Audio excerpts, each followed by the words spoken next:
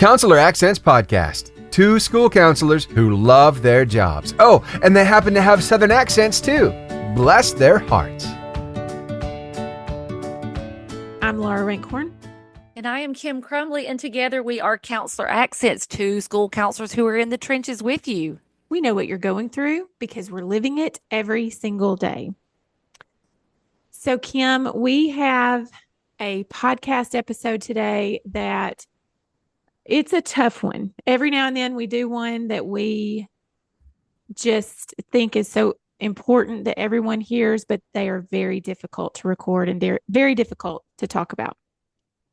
I agree. And this is definitely one of those podcasts that we definitely wanted to help share this message, but at the same time, we knew that it would be a hard podcast for us to do and a hard podcast maybe to even think about or listen to, but it is so very important when it comes to relational aggression. But this is relational aggression at the With an exponent.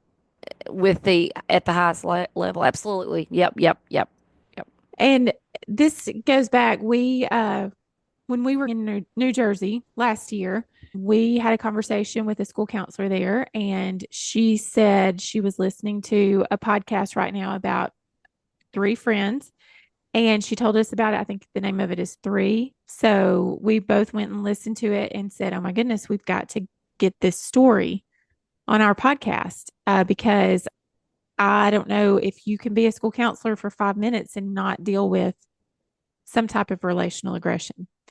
So we just felt like it was important. We reached out to Dave Neese, and he graciously agreed to share his story. It's going to be very tough to listen to. You can certainly hear the emotion in his voice, understandably so. Listen to what his message. All right, Kim, this is going to be a heavy podcast. It's an important topic, and we are so honored to have Dave Neese with us today. And Kim, you know how much we've been wanting to have Mr. Neese on the podcast, and we're going to dive right in and let him get started. Kim, anything you want to say before we let him take the floor?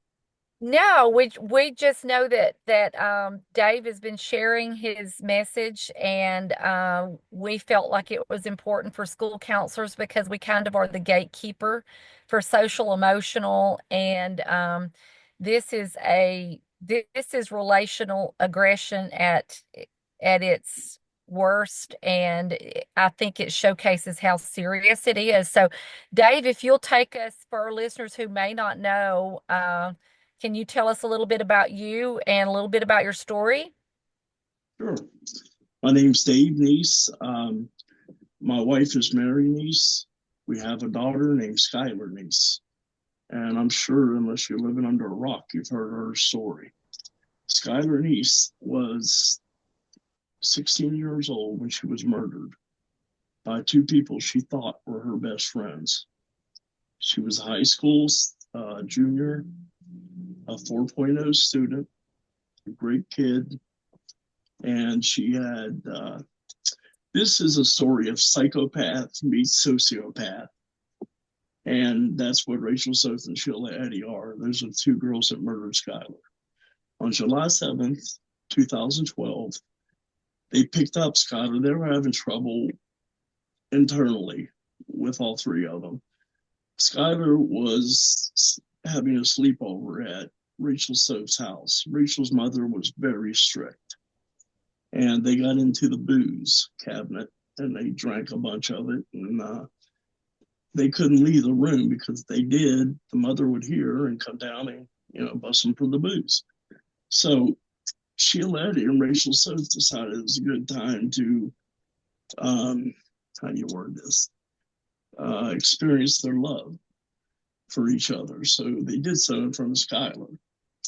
The following day in her message in her diary, it said it was the most sickening thing she's ever seen. She better never see it again. So that leads us a little bit to where we're going. So they thought it would be better off to kill Skylar, murder her, stab her 57 times with a household steak knife than it would be to. Skylar had gay friends. She didn't care.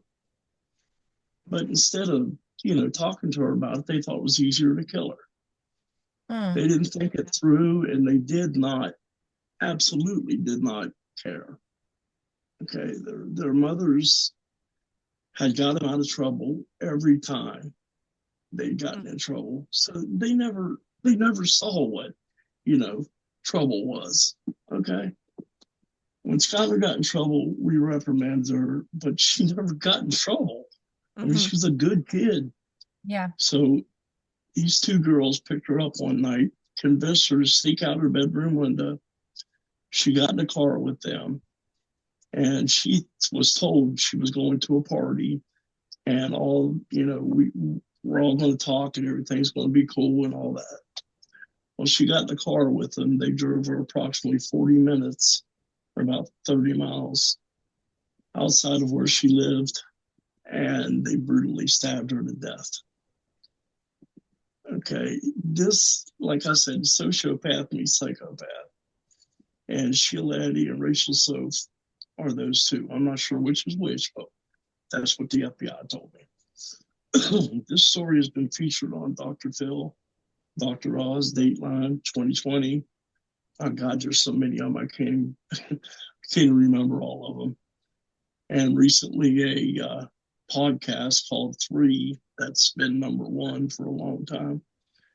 And what this is a huge lesson. It's a lesson of parents, first of all. If you raise your child, you know that child. If something isn't right, talk to your child. You can't say, oh, they're just not talking right now. Dig deeper. I wish I would have. Mm-hmm.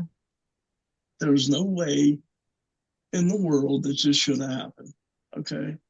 First of all, the two girls were heard in science class about getting rid of a body. Okay.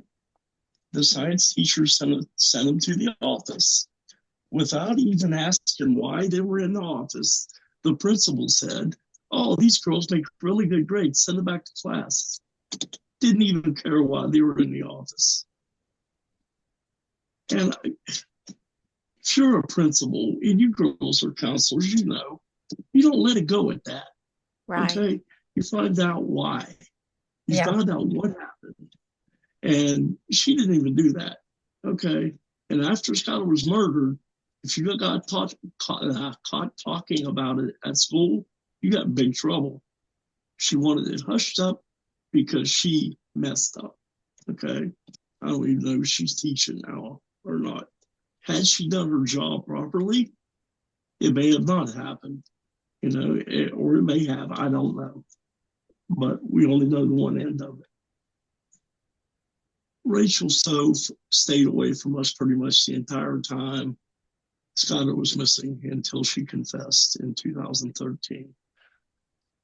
Sheila Eddy, on the other hand, came to our house the following day, helping us search for Skylar, knocking on doors, showing pictures of Skylar. And the one that gets me the most, Skylar was missing for 6 months before Rachel Soph told us where she was. And during that 6 months, Sheila Eddy came to our house one night, and she always had her mother with her. But this time she didn't. And she came into the house, and Mary was laying down taking a nap, and I said, what's up? She said, can I go to Skylar's room? And I said, yes, why? She said, I need to feel close to her. I'm missing her really bad. And I said, okay. So she went in there, and Mary woke up and asked me who was in there, and I told her the story, and she said, okay. So she opens Skylar's door, walks in, the door shuts. I'm giving them, their space. And then I hear this very emotionally loud crying. So I go in there, open Skylar's door, and there's Sheila Eddy sitting on Skylar's bed, Mary holding her as tight as she can, and Sheila crying. and saying, how could my best friend run away and not tell me where she's going? Wow. That's psychopath. Okay. And she did that kind of thing the entire time. Okay. She rubbed it in our faces. She would call us every day to find out what the cops knew. She's seen how close she is to getting caught. And the plan didn't unravel completely. They had reversed exactly what they were going to say to the police because they knew they'd get questioned. And for a long time, we didn't even know whose car it was that picked Skylar up because the video footage was horribly grainy and we couldn't tell. And then we find out it's Sheila's car.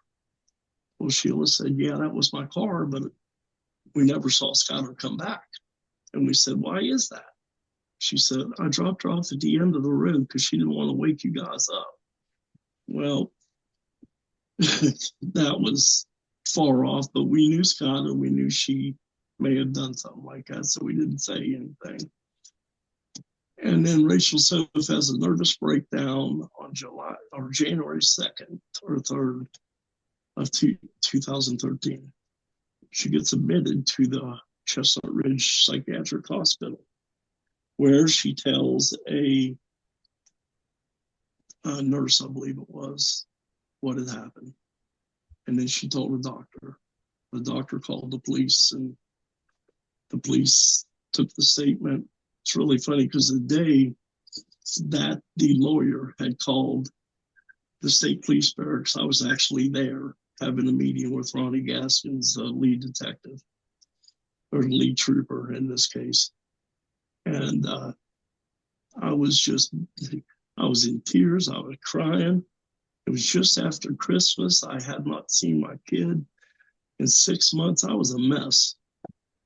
And all at once, Ronnie has to dismiss himself to take a phone call while he's talking to me. And I knew for solid 6 months, Chris Berry and Ronnie Gaskins and Jessica Colbeck, the three cops in this case, had been hounding those girls. And I even went to the police station once. I said, leave them alone. My God, they're going through enough. Little did I know. Anyway, as you know, Ronnie came back in the room. He said, Dave, out of the 6 months, that is the best phone call I've had. And I said, well, who was it? I can't tell you. He said, well, what's it about? Can't tell you. I said, oh my God, Ronnie, you're killing me here. I said, I have to know something. And he said, Dave, I just can't. I said, okay. Well, he said, but you will have answers very soon. I said, okay.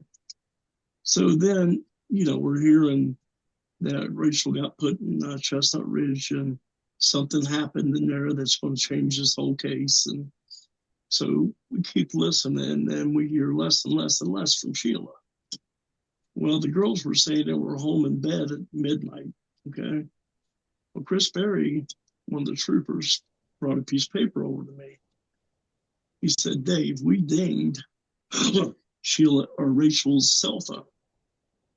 And it dinged in Blacksville, West Virginia. And they said they were in bed by that time in Morgantown, which is like 20 miles. And I said, oh, how does that happen? He said, only one way it can happen, if the phone was there. And I said, okay. So then they started drilling them about, how does your phone ding in Blacksville when you say you were in Morgantown? And then they came up, oh, that's right, we did go to Blacksville.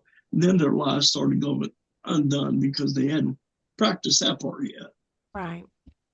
So as they went on and on and on, they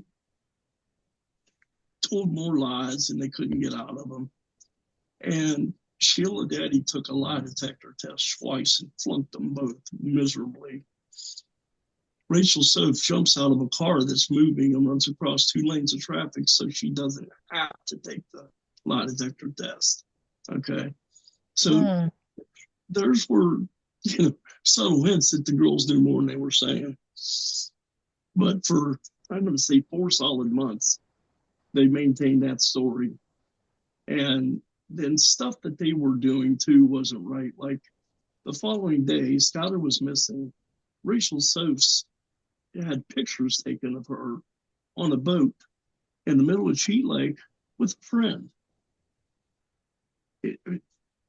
Okay, and the reason they murdered her when they did is because Rachel Soph had to go to church camp the next day. Okay. Mm. Do you see the sickness involved in this? Oh, yeah. It's just, parents, please, please, you raise your kids, you know your kids, talk to them, get down, find out what's going on, and don't take no for an answer. I did, and I'm sorry I did. I knew something was going on with Skylar. She was crying in the shower one day. And I said, "What's wrong? Leave me alone. Just leave me alone." Teenagers are like that, but you are the parent, okay? And you do have a little bit of pull. So when it comes to that, dig deeper, find out what's going on. You know, me and Mary did our best to let Skylar live an independent life. She was a great kid. She never got in trouble, made straight A's every year on her report card. She was socially active with the kids, and she was in the band. She was great. And, you know, she won a lot of creative writing awards and stuff like that. She was a 4.0, very intelligent girl. Wow. And her life had to end because two people who are psychopath and sociopath thought it was better to kill her than to, you know, try to talk to her. Now, they would have killed somebody, okay?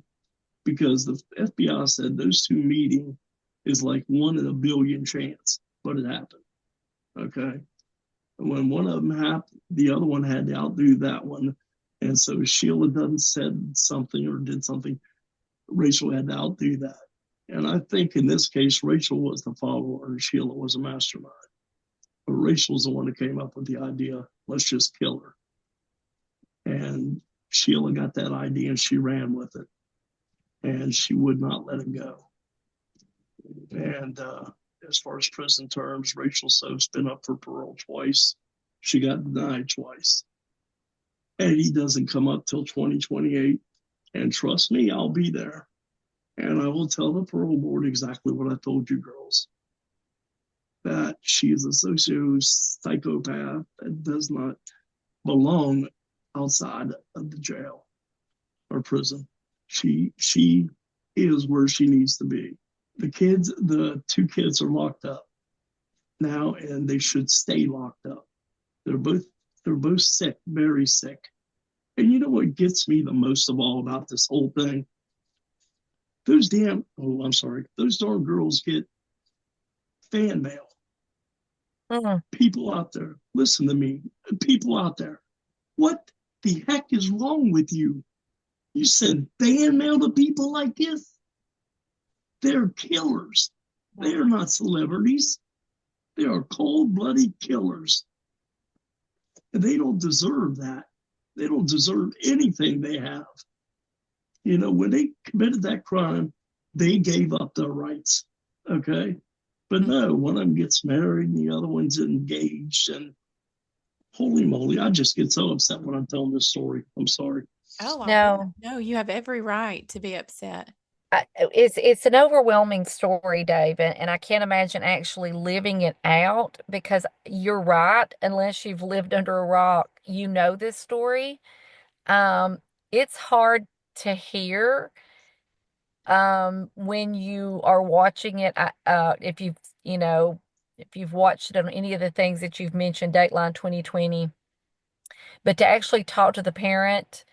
It's difficult to so I can imagine telling it because it's a hard story to hear because you're dealing with teenagers and you can't imagine the cruelty. You know, you talk about mean girls or you talk about relational aggression. This is a whole different level. This Right.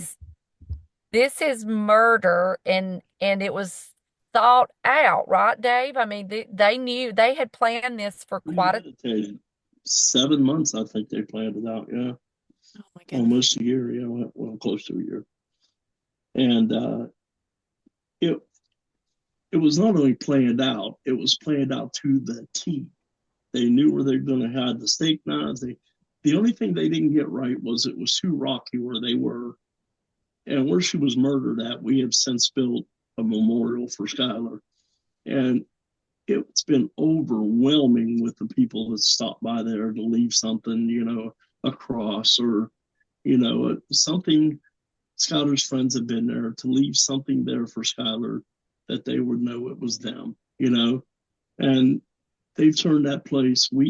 All of us have turned that place in from what was once hate to love. Okay. So that's one good thing. It's got license plates from every state about. It's got some beautiful things there. And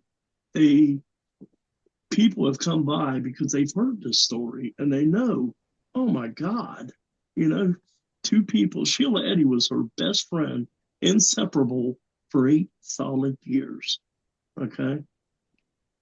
How can somebody do that? How can somebody turn on your person you call your friend and kill them? And the FBI told us that when you stab somebody, it's up close and personal. You want them to know that you're going to hurt them, or trying to hurt them. I don't know how you guys feel about it, but I feel that anybody that would do something like that, and no matter what their age is, unless they're 1 or 2, and they couldn't do it, that's sick. That is just out of your. Every time I think about this, I think, did they think we wasn't going to look for her? Did they think we wasn't going to try to find her? Right. Heaven's sakes. And the Soph girl finally had a mental breakdown, a big fight with her mom, and had to go to the mental hospital. And that's where she spilled the guts and told everybody what had happened. Now, she had to take the police to find Skylar. And here's the funny story. When she took the police to find, they hit the PA line and supposedly they had to stop. Well, little,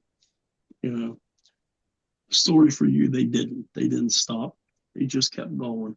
Well, Rachel said we killed her and drug her right there. And they couldn't even dig up the area they left her because it was too rocky. Okay, so they just pulled a bunch of branches and covered her. This was an old road, 4 or 5 cars at the most a day drives across that road. So you're not going to see a lot of traffic, right? Yeah. There had to be a ton of blood everywhere. But you're going to think a deer got hit or shot or something, Why would you think a body's laying there, for God's sakes? Right. Okay, then when it's all said and done, after winter time, every critter in the forest has had a nibble at her, I'm sure. So when they took the cadaver dogs out to find her, they weren't having any luck at all. They could not find anything. And then one of the cadaver dogs, who has since been put out because she's out to retirement because she's too old to do her job, had stopped, looked straight up at this oak tree, and her GPS collar broke and fell off right on top of Skylar. Now, how amazing is that? Wow. Yeah. That's how they found her. And from that point on, by the way, since that dog had puppies, they named one of them Sky. They brought by. Isn't that cool? Yeah. There has been good things that come out of this. Okay. There's one good thing that has come out of is in West Virginia, there's now something called Skylar's Law. And Skylar's Law makes it easier to issue an Amber Alert. Amber Alerts are for abductions only. In the state of West Virginia now, you can issue an Amber Alert.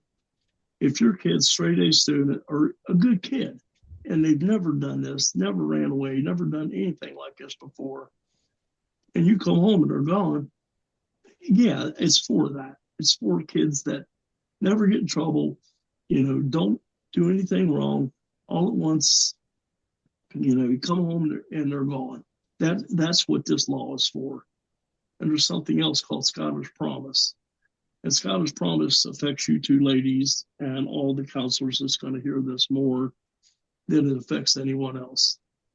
If you hear something like how to get rid of a body or something, even if you think they're joking, it's not funny. Okay? Talk to a person that can do something about it. That's Skylar's Promise. Talk to somebody that has, jurisdiction or authority to do something about it. Don't talk to your brother who's 1 year older than you that's going to blow it off. Make sure you tell an adult. That's very That is powerful. so important. Yeah.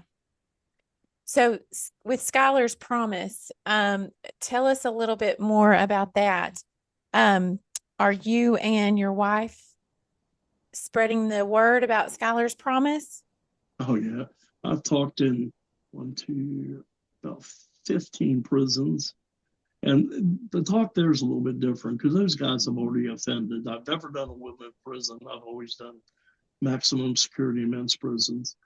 And I tell them about the ripple effect behind their crimes. Because the ripple effect behind their crimes touches somebody. Okay? Even if the people, in Skylar's case, it's such a whole world. People, you don't do something to somebody and there's not ripple effects behind it. Okay? It's going to touch somebody. It's going to touch people in your family. It's going to touch people in another family. It's going to touch people in the victim's family. It's going to touch a little bit of everybody. And there's a lot of ripple effects. And the inmates need to know that. They need to know what the ripple effects are. And one question I've been asked so many times, forgiveness. No, I can't. If this was an automobile accident or something that was really an accident, absolutely, I could forgive.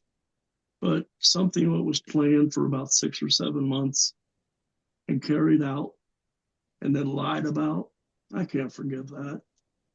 I tried. I can't. I've talked to WVU, which is West Virginia University, which is very close to me. And I've talked to the forensic people. I've talked to classes. I've talked to churches. I've talked to just about anybody to let me talk. Because this is a very, very important story. Yes. And you don't want to end up on my side of it. Okay. I don't wish this on anybody, including the two that did it to me. That's how bad it is. Okay. Today is Skylar's birthday. She'll be 29 years old today. Wow. And the reason I picked today to do the podcast is I want to honor her. That kid was fabulous. She really was. She taught me so much about life. Let me give you a couple of stories real quick. Please. We were sitting at the mountain layer, which is where the students cross. And Skylar and I were together, and a guy crossed in front of us, and I'm sorry, he was very homely. I said, "Oh my God, Skylar, look at that guy. The ugliest dude I've ever seen in my life." She looked at me and said, "How many beauty contests have you won lately, Father?" It's the way she was, too. She shut me up in a hurry. She did that so many times. I was screaming about a football game once. The Mountaineers, if they don't win, I get mad. But anyway, I was telling, she came down the stairs and I was just yelling. And she said, "Dad, can I ask you a question?" I said, "Sure, baby." She said, "How's it going to change your life if they win?"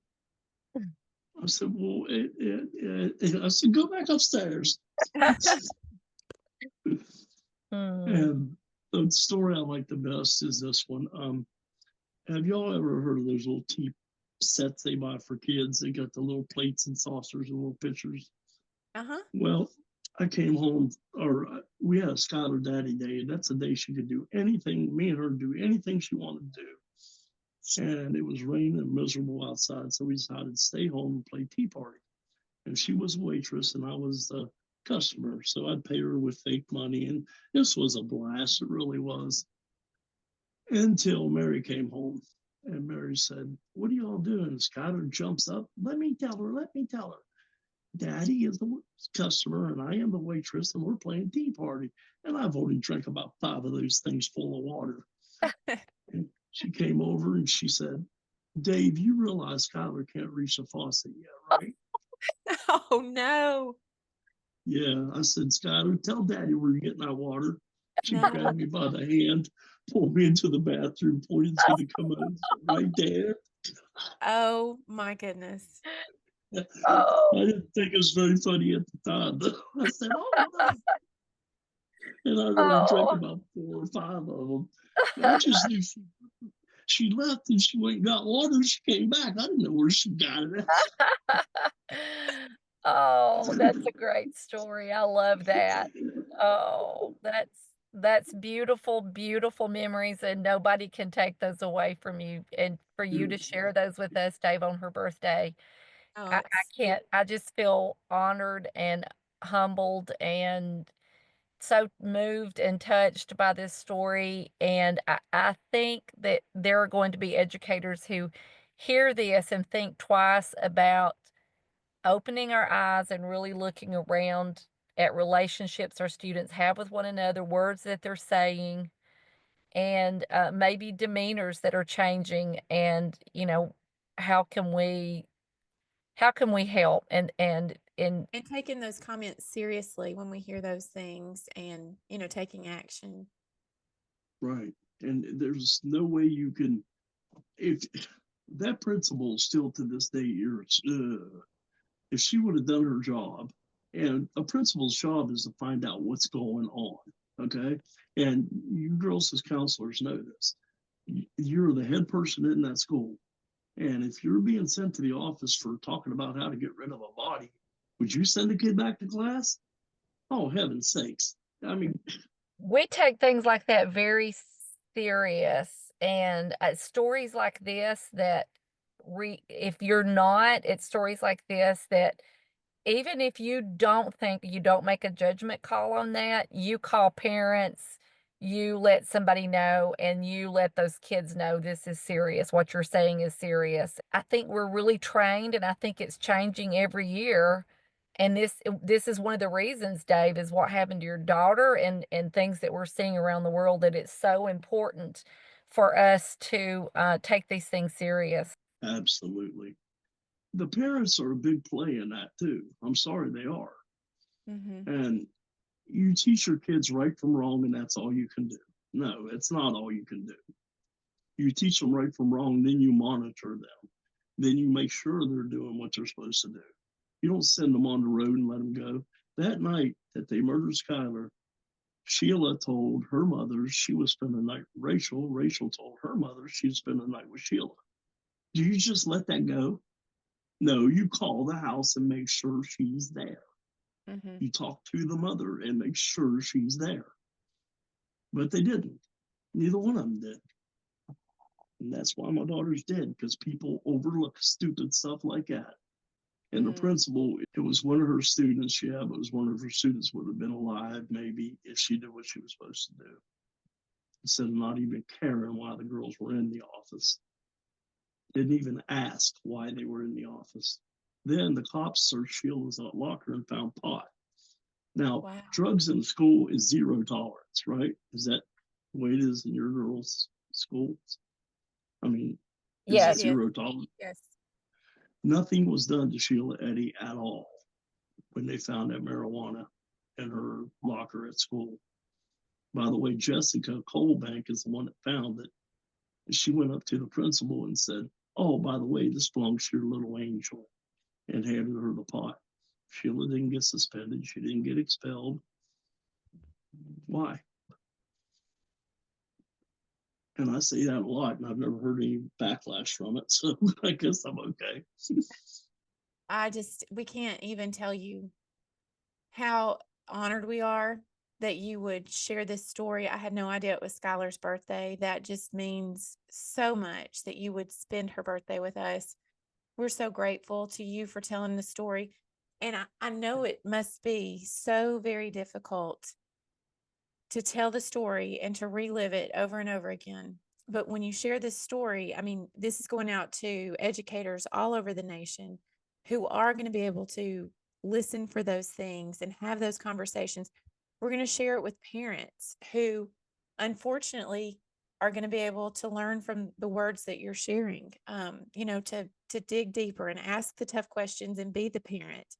And so you were honoring Skylar's legacy so well through this, and we just appreciate it so much. Kim, I know you've muted, or anything you want to say? I'm here. This is so emotional, Dave. I prayers for you and your family as this is, I just appreciate you sharing this. I know this is extremely hard, and I thank you for coming on with us. I thank you guys for letting me get the story out there too. I appreciate it. Absolutely. Okay. Anything else you'd like to say? Yeah, one last thing. Okay. Parents, listen to me very closely. Please, please, please. I don't want to see this ever happen again. Okay. And every time and as bad as I say that, I know it's going to, because people will not take the initiative to be a parent. Okay. And it's my fault too. Hindsight's always 20/20, but God, I wish I would have done this. I wish I would have done that. So many things I wish I would have done. Don't be me. Be the parent that gets there. Be the parent that understands your child. Because if you don't, this could happen. And I know it's not my fault.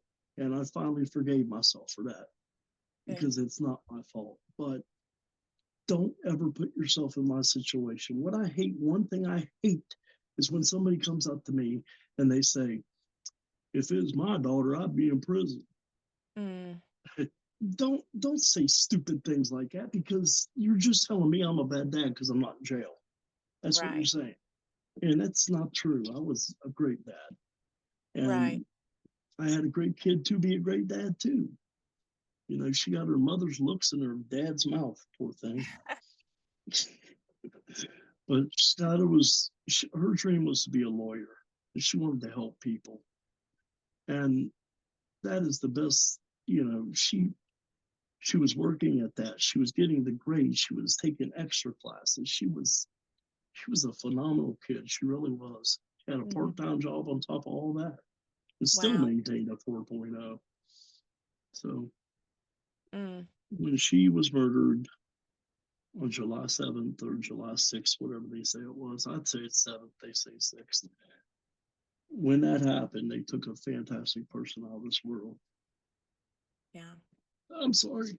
I started crying. Understandable. Today is February 10th. It's Skylar's birthday. And the reason I came on with you girls today is there's no better time to honor my daughter than on her birthday. And I appreciate you two so much for letting me do that. Oh, absolutely. It is our honor. Thank you. Thank you for choosing to share your story on this day with us. I loved it. Thank you. Well, Laura, I think for me that it is the actual birthday. We didn't know that. No, we did not. And we had actually had some things come up, and we thought it might be better to do it another day. And because we both were, as we do, we're living life, and that's how we've always done this podcast. And so we thought, well, when we are better situated, we'll do this. But I'm so glad we didn't, because it was important to him that he was speaking about her on her birthday. So. Yes, I agree that when he said that, it was like one of those moments where I thought, oh my goodness, it's like the breath almost came out of me, because we didn't know. And how special that he chose to share her story on her birthday with us. Absolutely. And we do, we do thank him for that and feel honored that he shared that message. You can tell, rightfully so, it's still so emotional, as you said, a lot of grief and a lot of anger. And some of that, he and his family may work through or may never be able to, or will never fully recover from what they have gone through. But you Definitely. can feel that all. And where did your mind go as a school counselor? Well, it's very scary. It's very scary to think about. You deal with it. I think I deal with it every single day, but never in a million years would I think that something would lead to this level, that this would be the end result.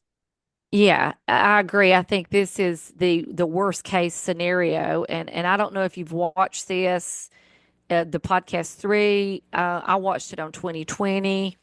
I know that there's going to be a Netflix series that will be coming out, if I'm not mistaken. So this is just such a horrific, unbelievable story. But when you think about the this frenemy situation, and that's what I think I see a lot of, Mm-hmm. is that why, and that's the message that I think we need to start putting as soon as we can. You don't have to be this person's friend. You're kind to them if they're your classmate, but you don't have to be their friend. That's the problem that we run into a lot as school counselors, is this Yeah. frenemy group where they're really not being treated as a true friend. And yet that, as we know, middle school, high school, that social status, that trying to hang on, Mm-hmm. when that person really, they're, passive aggressive, or they feel worse after they're around these people, after these friends. But getting that message to our students is so important. Mm-hmm. But I think that there were warning signs there, and that this was definitely a passive aggressive frenemy situation. And then there's a mental health component. Did you Yeah. pick that up? Yeah. I think one of the things he said was that um, the people working on the cases, investigators or whatever, said that when these two came together, it was one of those rare moments in time. And we've had that. I mean, I've had kids come together, and I'm like, how did you two find each other? Right. So I think I think for me, the lesson was pay close attention, Mm-hmm. and if you see something, say something. Yeah, I agree. I think this is one of those episodes that you need to share with parents. You need to share with your coworkers, your administrators. I think it's important that everybody hears his story, and it's just eye-opening and heartbreaking. I agree. Well, So, Laura, we are going to be speaking in a few states that we have just signed contracts with, and we're excited about that. And we still have a book in the hopper that is ready to go that we've got to get out. We have so many things, and time, just not enough time to do them. well, it's because we enjoy being in the trenches, and We do. We do. If we would just get out of the trenches, we could grow this business. But at the same time, that's our heart. That's our ministry. That's our mission field. We love being with our students. and it makes a difference when we're able to share stories and expertise from the trenches rather than sometimes you have those speakers at your school and you're thinking it's the last time you graced the halls of the trenches. But Yeah, absolutely. And it makes a anyway, difference. it does. And so but yeah, we are booking on into 2026, which is crazy to think of, but here we are. Yep. So um I would say if you've heard this podcast, you may need to just go get a warm bath, put your feet up, do something, read a book, do something. This is a hard one to just listen to and turn off, and Yeah. and definitely we want you to think about the message, but at the same time, it's hard, and Yeah. our hearts, our prayers go out, continue to this family. Just makes you want to hug your family a little closer tonight. Yeah. So we will be back next week maybe. Who knows? It's unpredictable, really. We are aiming to be back with you next week with another Counselor Accents podcast. Maybe more lighthearted, but this was definitely important and necessary. Agreed. So until then, you can like us on Facebook, follow us on Instagram, and possibly catch us on YouTube.